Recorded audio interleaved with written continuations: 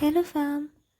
അങ്ങനെ ഏറെ നാളായി മനസ്സിൽ സൂക്ഷിച്ചിരുന്ന ഒരു യാത്ര ഇന്ന് യാഥാർത്ഥ്യമാകാൻ തുടങ്ങുകയാണ്.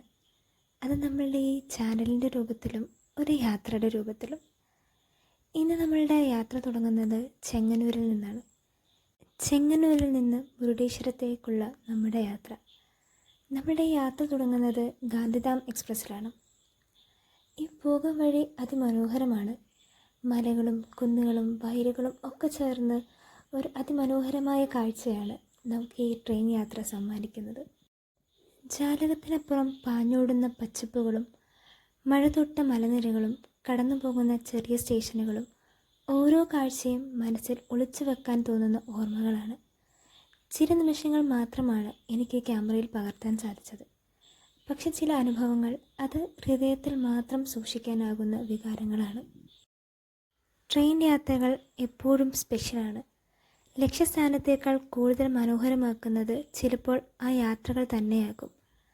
അങ്ങനെ കാഴ്ചകളും ഓർമ്മകളും കൂട്ടി നമ്മുടെ ട്രെയിൻ യാത്ര മുരുടേശ്വരത്തേക്ക് മുന്നോട്ട് പോകുന്നു.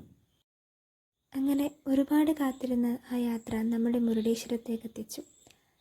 കടലിൻ്റെ ശബ്ദവും തണുത്ത കാറ്റും ദൂരത്ത് കാണുന്ന മഹാദേവൻ്റെ ആ ഭംഗിയും എത്ര വർണ്ണിച്ചാലും മതിയാകാത്ത ഒരു ഭംഗി തന്നെയാണ്.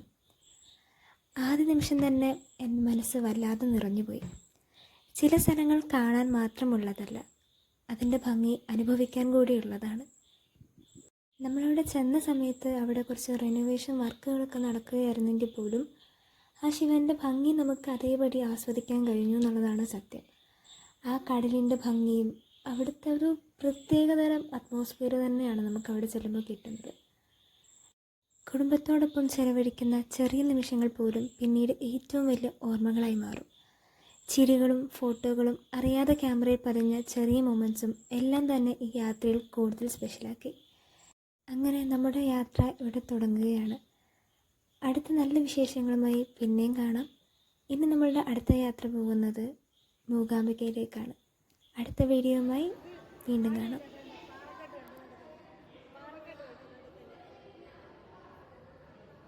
ഏക്കർ കണക്കിന് അങ്ങോട്ട് കിടക്കോ? ഇതിന് അക്കരെ ഒരു രാജ്യമുണ്ട്. ഇവിടെ എന്തായാലും ആഴമില്ലാത്ത വെള്ളമൊക്കെ ആഴമില്ലാത്ത